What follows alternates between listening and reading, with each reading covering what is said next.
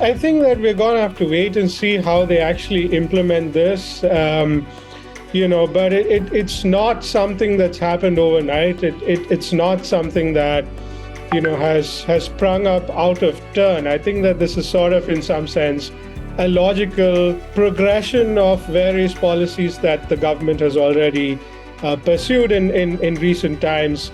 On Twitter, you can see, for instance, there are a number of accounts that have been withdrawn, because of complaints, I suppose, from Indian authorities.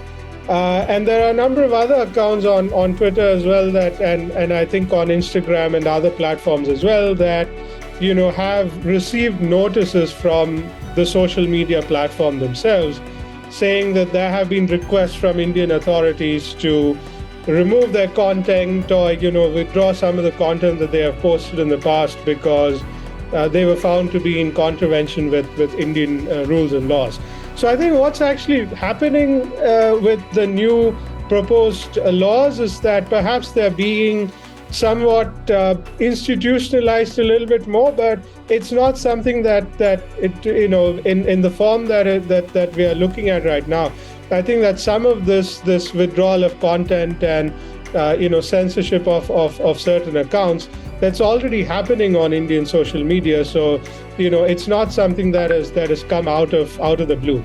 No, I don't think so at all, to be honest. I mean, even on social media, if you look at it, a lot of the digital footprint or influence and reach that I see on especially on Twitter, you'd find that a lot of the more right-wing pro-establishment accounts on Twitter tend to have a lot more following, much larger reach and influence. Now you can even, see the number of views that have been garnered by a particular tweet. And you will find, anecdotally at least, that a lot of the accounts that tend to be pro-establishment or pro-right-wing tend to have a lot more reach and influence already. So the field is not exactly a level playing field, whether in the mainstream media or on social media. It's already lopsided. So, I think that this is sort of playing to the gallery. I don't think that there's going to be a pushback either from the mainstream media or from social media. To the contrary, I think that especially on social media, I think that there is an audience that tends to believe that, for whatever reason, they tend to believe that Twitter or Facebook or Instagram, as organizations, are, sort of Silicon Valley organizations or quote-unquote woke liberal organizations.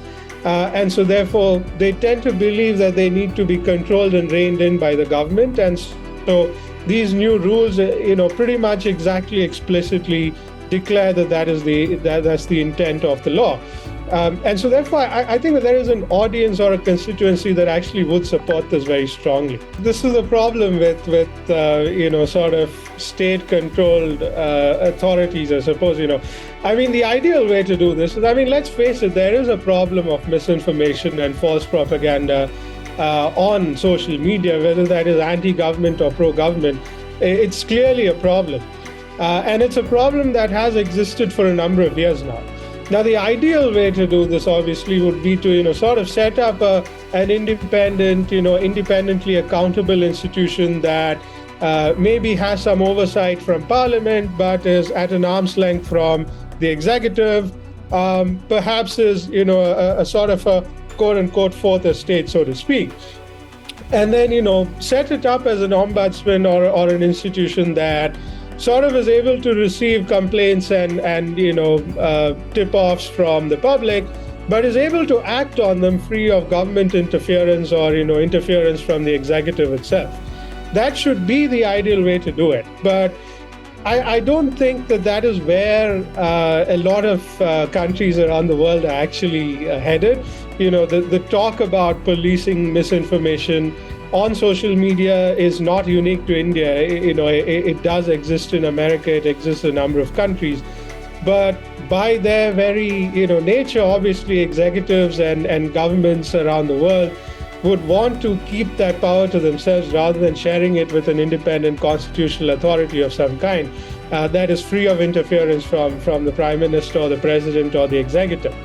And so that seems to be the form that we are looking at the moment.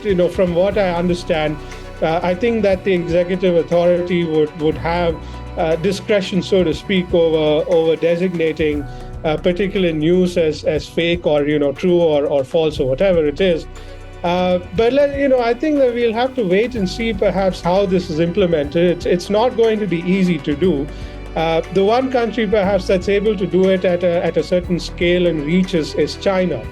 But even there, we found that in recent times with the COVID protests and the reversal of the lockdown, and then the subsequent COVID wave, there has been a wave of displeasure on social media that has been so unprecedented and so widespread that even the government censors are not actually able to do much about them. So I think that it's going to be a little bit of a fool's errand on the part of any government in the world to sort of take this upon itself. But we'll have to wait and see what it does to the free speech environment in India. I mean, I certainly do hope that this is done in an independent manner and in an objective manner. I don't disagree or deny the fact that there is a problem with misinformation on social media. But it has to be handled, I think, in an apolitical manner. And, the only way to do that really is to do it through an independent authority that, has some sort of bipartisan or multi-partisan approval. That's the best way to do it. I hope that that's how it's going to be done eventually. We'll have to wait and see, how this works out.